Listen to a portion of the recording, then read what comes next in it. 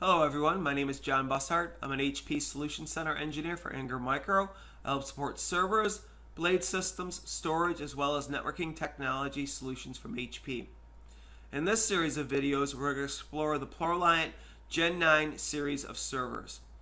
What I like to do in my videos is I like to show you a slide from a popular PowerPoint and I present to you what that means within a management interface. Today we're going to do things a little bit different. What I am going to do for you is I'm going to unbox a new DL380 Gen9 server. Gen9 servers, they're going to be based off the Intel Haswell series of processors. So within the system we're looking at today, we're going to be able to have the capabilities of holding two Xeon E5-2600 V3 processors. These processors are kind of nice. They could have from 4 all the way up to 18 cores per processor. And when you consider that you can put two of these processors in, that'll be 36 cores, turn on hyper-threading, that'll be 72 threads per system. So a lot of performance. These new systems also are going to support DDR4 memory. And as you add memory into an HP Gen 9 server, you're going to have the ability to maintain that megahertz worth of RAM. The system that we're going to be looking at today has 24 RAM sockets and supports a total of 768 gigs of RAM. The system also has the capability of supporting 12 gig SAS drives. The server that we're going to be looking at today is going to support 24 small form factor drives in the front or 12 large form factor drives. It also has the capability of holding drives in the back of the system as well. Our DL380 has built onboard 4 1 gig Ethernet connections, but continuing on with the FlexLOM slots that we've seen introduced in the Generation 8 line of servers, we have the ability to add another 4 more 1 gig connections, or actually what I'm seeing a lot of people do is add 10 gig connections inside the environment, so 10 gig Ethernet connections. And you have your choice of either 10 gig fiber-based connections or even the new 10 gig base T connections. So those are RJ45 based 10 gig Ethernet connections. The system supports PCIe 3.0. Our DL380 is going to be equipped with, naturally, it'll be equipped with 3 PCI Express slots, but you have the ability to expand that out to 6 PCI Express slots if you want to. This system is built off the ILO 4 capabilities. This will be version 2 of the ILO 4 capabilities, so you can do things like federated ILO within this system. Also, we'll be looking at UEFI support within this system, so our BIOS will support that, or you could change the BIOS to support the legacy boot mode. But obviously, as we move forward, we'll be leaning more and more on UEFI inside our systems. So with that being said, let's unbox our server. Okay, everyone. As you can see, this isn't a true unboxing video. I already have opened this up and looked inside, but I put everything back together, so this should be the experience that you get when you open up a DL380 Gen 9 server. So let's take a look.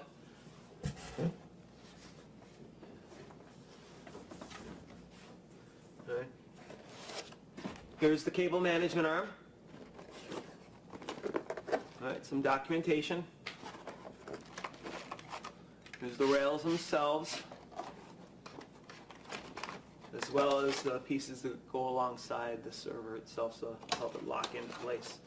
So some nuts and things like that. Some servers do include the cable management arm. Here is my cable management arm.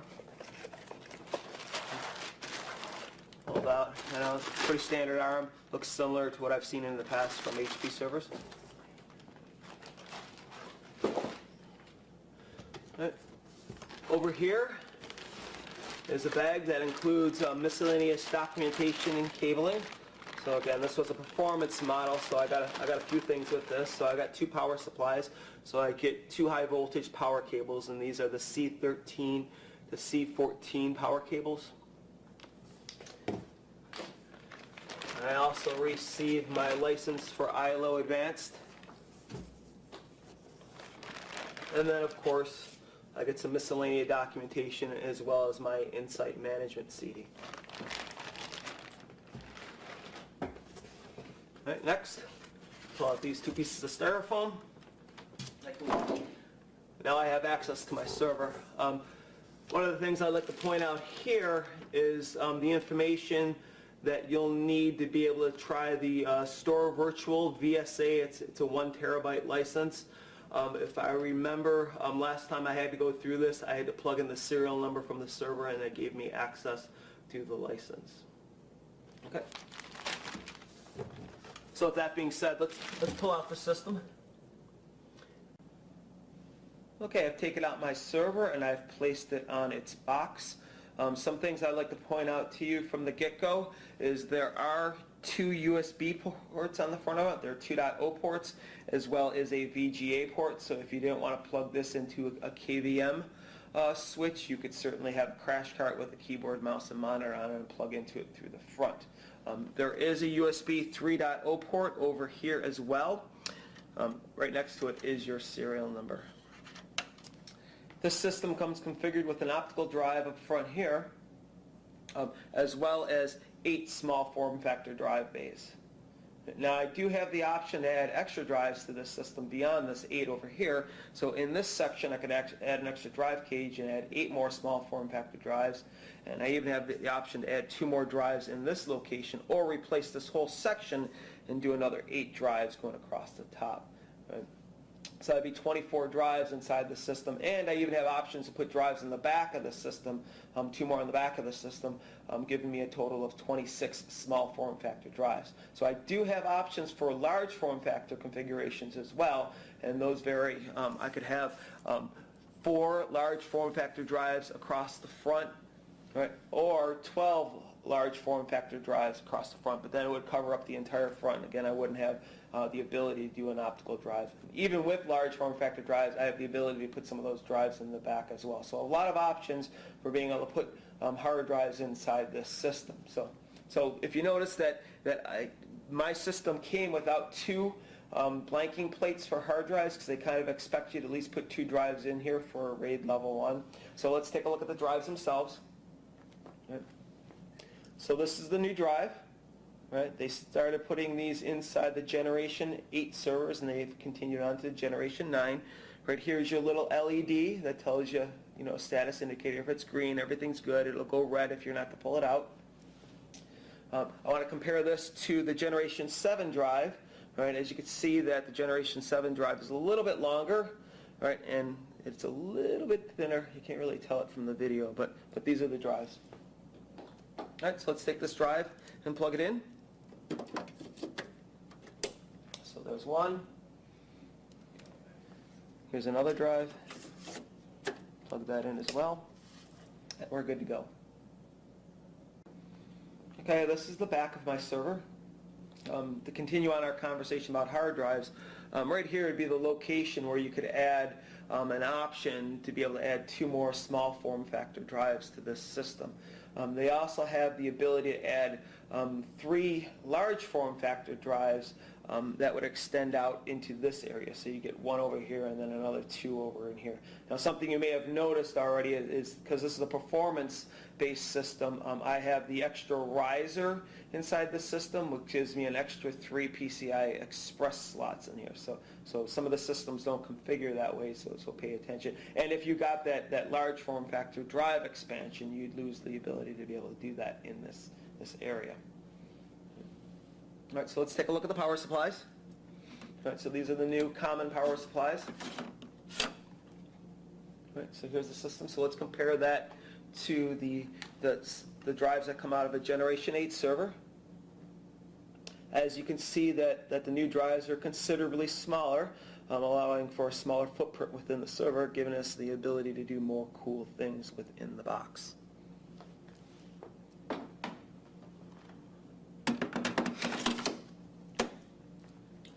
The ports across the bottom. Here we have 2 more USB 3.0 ports.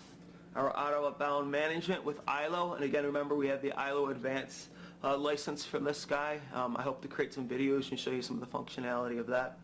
As well as 4 1 gig connections and a VGA port.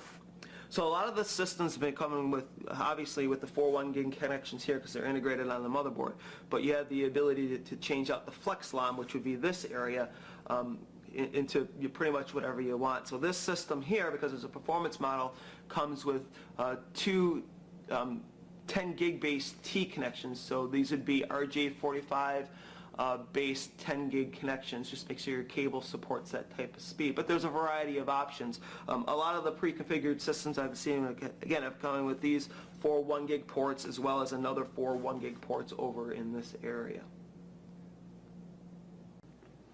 All right, this is the top of our server. This is the front of the system. And this is the back of the system. Here's the little pull tab. You kind of pull that back a little bit. The case slides, the top slides back a little bit, and then we could take off our cover. I'm also going to remove the air baffle here so we can get a little bit better view inside the system. Anything inside this case that has a blue tab on it, that will be a cold pluggable device, toolless though, and anything with a port wine color, like the front of the hard drives, will be hot pluggable. So while this system was on, I could yank out a fan. That's what a fan looks like inside the system. Right, or if I needed, while the system was off, if I needed to remove the entire tray, I could pull that out like that. Some things to point out is over here is your micro SD card slot. So if you wanted to boot your VMware server from a micro SD card, you could certainly do that here. There's some USB ports as well as the shared battery for your RAID controller cache. Right, and that connects right to the motherboard. And that currently is supporting this RAID controller back here. Right, let's pop out a RAM module. So this is DDR4 based memory. And it might be tough to see on the video, but it is curved just a little bit on the bottom. And it bows just a little bit. That's the way DDR4 memory is being made. Pop that back in there. We'll take out our riser. This is our extra 3 PCI Express slots that we can add onto a system. Take that out and set it aside. These are the 3 PCI Express slots that come naturally with the system. Again, toolless removal.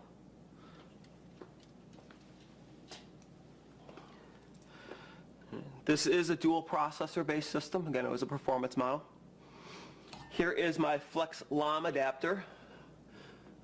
If you remember, I pointed this on the back of the system. This is my adapter that supports 10 gig base T.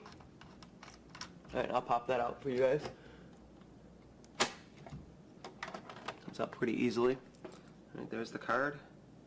There's the front of it. Now there are other options for cards inside this system, so certainly I could do something like add a fiber channel base card. This is a little bit older one, but I put my SFP inside here, so I was sporting in 10 gig based fiber based. I could put the SFPs in there and I pop that into that slot. Or what a lot of the systems are coming with is an extra 4-port 1 gig adapter. So this is the 331 FLR. So with this card in there, the system will have a total of 8 1 gig ports. That's pretty neat. All right, so if I was going to pop that guy back in, put him over here. And he goes right back in. Oops. And we'll tighten him down.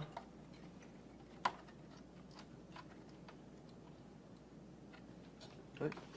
So this here is an upgraded RAID controller. Again, it comes with the performance model. This is a 440AR smart array adapter. It comes out with 3 screws, 3 thumb screws,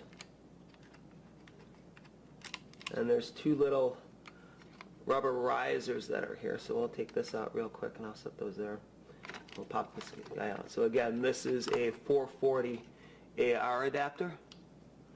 There are options currently for lower end adapters if you wanted to have them. Pop that guy back in there.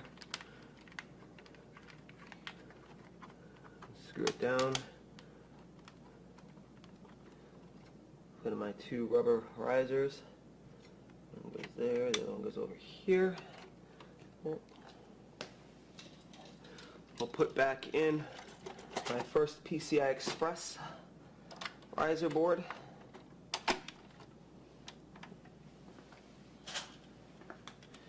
We'll put in our fan tray as well as the extra fan that I removed. Now I'll say with this riser, maybe I wanted to add an extra PCI Express card to this, so something like an Emulux fiber channel adapter, which I have here. This is a 16 gig fiber channel Emulux adapter, so I'll set this guy down here. Pop that out, and then we'll slip in our card. Lock it down, and then we'll slip it into the slot. Push it down, and don't forget to put your air baffle back on. Right. And then we can put our cover back on. So in this case, we disassembled and reassembled, or made upgrades to our system, and then put it all back together. Again, without any tools or anything, we were able to kind of do these upgrades or manipulate the server or take apart the server. Right. I hope to show you some more about the server. I'm going to do some installations on it and record those as well. But I hope you got a lot out of this video, and please stay tuned for more videos.